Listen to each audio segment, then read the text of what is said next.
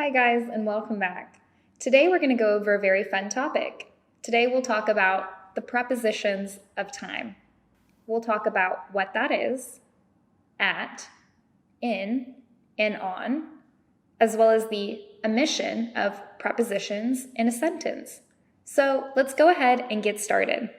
So first of all, what is a preposition of time? What does that mean? A preposition of time is a preposition that indicates a specific time period, such as a date on a calendar, one of the days of the week, or the actual timing that something takes place. So first of all, let's take a look at the very first preposition for today. That is at. This preposition of time is used to discuss clock times, holidays, and festivals, and other very specific time frames, including exceptions like night.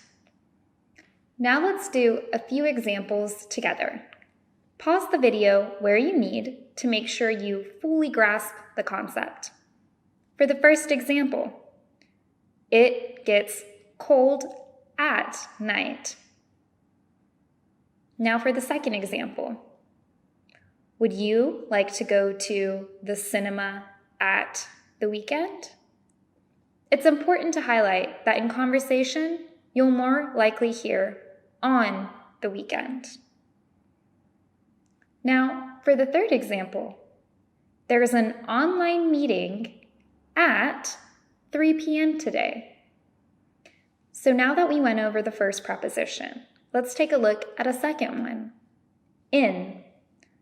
The preposition of time is used to discuss month, seasons, years, centuries, or general times of the day, and longer periods of time, such as in the past.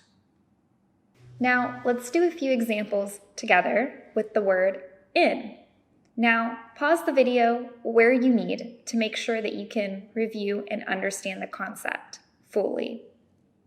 For the first example, I visited London in August, in summer, in 1995.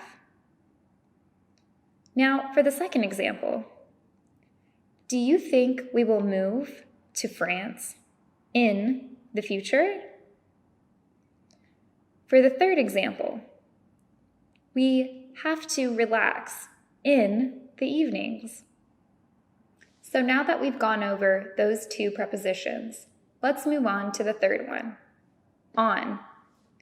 This preposition of time is used to discuss certain days of the week or portions of days of the week, specific dates, and special days, such as on New Year's Day, or we could say on Monday, or on January 10th. So now let's do a few examples together, practicing with the word on. Pause the video where you need to make sure that you understand the concept fully. For the first example, do you normally work on Saturdays? For the second example, where are you going to be on New Year's Day? Now, for the third example, I baked a delicious chocolate cake on my birthday. Now, go ahead and make sure that you understand these three types of prepositions before we move on. Pause the video as you need. If you're ready, now we can move on and talk about the omission of prepositions. That is, taking them out or not using them. When we say last, next, every, this, we cannot use at, in, or on. For example, we went to Rome last August, not in last August. So now let's practice leaving out the preposition in these sentences. Let's do a couple examples together. First example, Jane is coming back from Japan next Friday. We would not say on next Friday.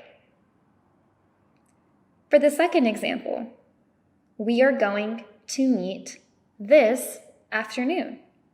We would not say on this afternoon or in this afternoon. So for today's lesson, we went over the prepositions of time. We talked about at, in, and on, and where to use them in a sentence. Finally, we talked about the omission of prepositions in a sentence.